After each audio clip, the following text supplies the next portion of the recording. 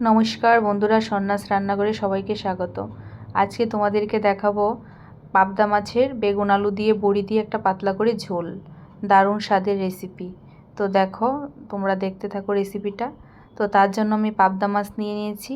দেখো পাবদা মাছগুলো কেমন বড় বড় আর পেটে ডিম হয়েছে, বর্ষার পাবদা তো সেই জন্যই। তো দেখো, তারপর আমি এর মধ্যে দিয়ে দিয়েছি হলুদ গুঁড়ো আর নুন, আর একটু তেল দিয়ে দিয়েছি। তেলটা দিলে কি হয়, কড়াতে দেওয়ার পর ছেটে না এত। তো ভালোভাবে আমি ম্যারিনেট করে নেব, নিয়ে 5 মিনিট রেখে দেব। তো জানো তো, এই মাছটা খেতে যেরকম টেস্ট, আর এভাবে রান্না করলে আরও টেস্ট বেড়ে যায় রান্নাটা। তো দেখো, আমি মাছগুলো মেখে নিয়েছি। এখন কড়ার মধ্যে তেল দিয়ে দেব, অল্প পরিমাণ তেল দেব। দিয়ে তারপর তেলটা যখন গরম হয়ে যাবে, তখন আমি মাছগুলো এক এক করে সবগুলো 2-3 বারে করে ভেজে নেব। তো দেখো, মাছগুলো আমি দিয়ে দিচ্ছি, দুটো দুটো করে ভাজছি, নইলে পাবদা মাছগুলো ভেঙে যাবে। মাছটা তো খুব নরম, সেই জন্য। তো মাছগুলো দেখো ভেজে নিচ্ছি, অল্পই ভাজবো, বেশি কড়া করে ভাজবো না। তো মাছগুলো ভেজে নামিয়ে নিচ্ছি। তো আমার মাছ ভাজাটা দেখো হয়ে গেছে। তো অন্যদিকে আমি আলুটা সিদ্ধ করে ঝুলে রেখে দিয়েছি। আলুটা দিয়েছি ছোটো আলু। তো দেখো, আমার মাছ ভাজাটা হয়ে গেছে। এখন আমি মাছ ভাজাটা নামিয়ে নিচ্ছি। তো তেল দিয়ে দিয়েছি আর একটু কড়াটার মধ্যে। তো এখন আমি ভেজে নেব এর মধ্যে বড়িগুলো। তো বড়িগুলো আমি দিয়ে দিচ্ছি। দেখো, তো বড়িটা একটু তেল বেশি দিয়ে ভাজলে কি হয়, সুন্দরভাবে ভাজা হয়। তো দেখো, বড়িটা ভেজে নিচ্ছি, নিয়ে নামিয়ে নিয়েছি। বেগুনগুলো আমি ভেজে নিয়েছি। বেগুনটা আমি 4 টুকরো করে কেটেছি।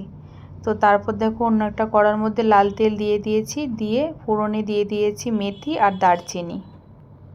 এখন আমি আলুগুলো দিয়ে দিয়েছি, দিয়ে অল্প পরিমাণ ভেজে নেব। তো আলুটা বেশি ভাজতে হবে না, অল্প করে ভেজে নিয়েছি।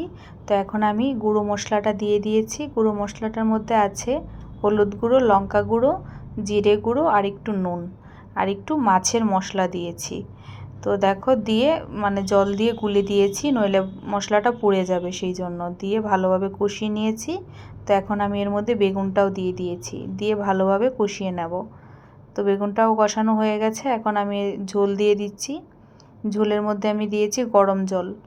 তো গরম জলটা দিলে কি হয় বলো তো, রান্নার টেস্টটাও বেড়ে যায় আর তাড়াতাড়ি রান্নাটাও হয়ে যায়। তো দেখো, ঝোলটা যখন ফুটে উঠেছে, তখন আমি এর মধ্যে বড়িগুলো দিয়ে দিয়েছি। তো বড়িগুলো দিয়ে আবারও একটু ভালোভাবে জাল করব ঝোলটা। তো এখন আমি এর মধ্যে দিয়ে দেব মাছগুলো।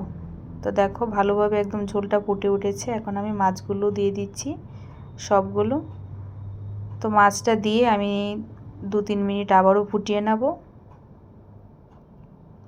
তো মাছটা দিয়ে দেখো, বেশি নাড়া যাবে না, পাবদা মাছটা তো এমনি খুবই নরম হয়, সেই জন্য অল্প করে একটু ঝোলের সাথে আমি একটু মাছটা শুধু মিশিয়ে দিচ্ছি, দিয়ে আমি একটু ঢাকা দিয়ে দিয়েছিলাম। তো দেখো, আমাদের ঝোলটা রান্না হয়ে গেছে। তো এভাবে ভালো লাগলে রান্না করবে, আর যদি ভিডিওটা ভালো লাগে লাইক কমেন্ট শেয়ার করবে।